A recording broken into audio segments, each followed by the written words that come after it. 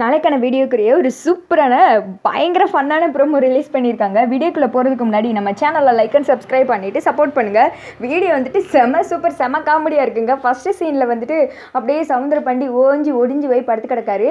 சனியை வந்துட்டு அண்ணே அப்படின்ற மாதிரி பக்கத்தில் உட்காந்துட்டு இருக்க, பார்த்தையாலே என் பொஞ்சாதி பாக்கியம் வாசலில் வந்து நின்றுக்கிட்டு இருக்கா. என்னை பார்த்து அவளுக்கு அவ்வளோ கஷ்டம்லே. என்ன தான் வந்துட்டு என்னை திட்டினாலும் என் மேலே எல்லாரும் பழி சுமத்தினாலும் அவள் வந்துட்டு எனக்கு தானே சப்போர்ட் பண்ணுவா. அது மட்டும் கிடையாது, எப்போவுமே வீட்டில் ஒருத்தவங்க முகத்தை ஒருத்தவங்க வந்துட்டு பார்த்துட்டோமா, இங்கே வந்துட்டு என்னை இப்போ ஜெயிலுக்குள்ளே பிடிச்சி போட்டாங்களா, அதனால தான் பாவம் அவளுக்கு என்ன வேணுன்னு தெரியல. என்னை பார்க்கவும் இருக்க முடியல. பாரு எப்படி அழுதுகிட்டு இருக்கா பாரு, நான் கெட்டுன பத்தினி அப்படின்ற மாதிரி வந்துட்டு சவுந்தரபாண்டி சொல்லிட்டு இருக்க. இங்கிட்ட வந்துட்டு சனியை சொல்கிறாரு, ஆமாண்ணே ஆமாம் பாருங்க அம்மாவை பார்க்க ரொம்ப தான் அழுகுறாங்க, நல்லாவே தெரியுது, பாவம் என்ன பண்ணுறது அப்படின்ற மாதிரி சொல்ல. ஆமாம் நோவம் உன் வாயை வச்சுக்கிட்டு சும்மா இருந்தால் இந்நேரம் உள்ளே அலை கடந்திருப்போம், நம்ம வாட்டுக்கு சந்தோஷமாக வெளியில் இருந்துக்கலாம். அந்த வெறும்பையை கூட சேர்ந்துக்கிட்டு என்னத்தையாவது ஒன்றத்தை பிளான் போடுவாங்க. நான் படித்து சொன்னேனே, நீ வந்துட்டு நீ உள்ளே வந்தது இல்லாமல் என்னையும் சேர்த்து நேக்க உள்ளே கூட்டு வந்துட்டேல அப்படின்ற மாதிரி வடிவேல் மாதிரி புலம்பிக்கிட்டு இருக்க. அங்கிட்டு வந்துட்டு பாக்கியம் வந்துட்டு ஒரு மாதிரி சோகமாக ஃபீல் பண்ணிகிட்டு இருக்க.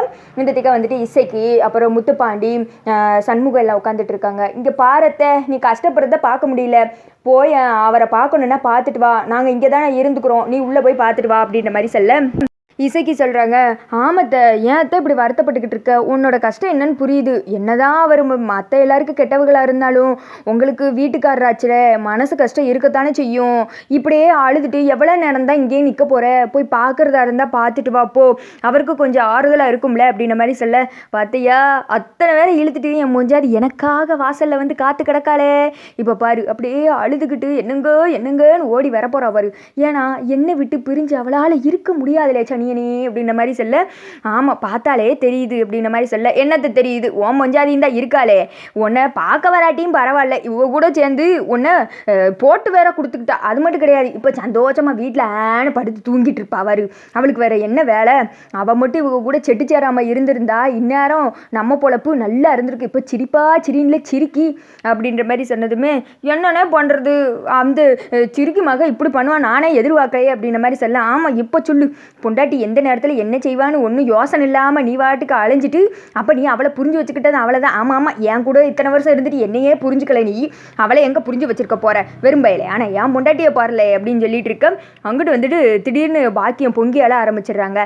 அடச்சி நீ வேற நிறுத்து, அவன் ஒரு ஆளா, அவனை பார்க்கவா இந்த இடத்துல வந்து நின்று கிடக்கேன், இவன் மானத்தோட சேர்ந்து நம்ம குடும்பமானது தானே சேர்ந்து போகுது.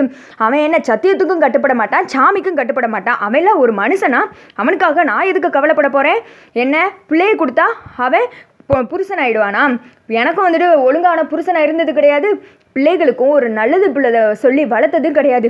எப்போ பார்த்தாலும் அடுத்தவன் குடும்பத்தை எப்படி கெடுக்கணும், அடுத்தவன் எப்படி நல்லா இருக்கக்கூடாது, இதைத்தான் பிள்ளைகளுக்கு நல்லா சொல்லி கொடுத்து வளர்த்துருக்கான். இப்போ ஏதோ முத்துப்பாண்டி நல்லபடியாக சாமி புண்ணியத்தில் திருந்தி இருக்கான். இந்த மனுஷன் வெளியில் இருந்தா கூட கொஞ்சம் இவனை குட்டிச்சோவராக மாற்றிடுவான். அந்த ஆள் உள்ளே இருக்கட்டும், வெளியிலலாம் வரக்கூடாது, அதை சொல்லிட்டு போகணும் தான் வந்தேன். பெரிய கஷ்டம், அவன் இல்லாதனால தான் வீடே நிம்மதியாக இருக்குது அப்படின்ற மாதிரி சொல்ல. சவுந்தரபாண்டி அதிர்ச்சியாக போய் பார்க்க அதோட பார்த்தீங்கன்னா ப்ரோமோ முடிஞ்சிருது.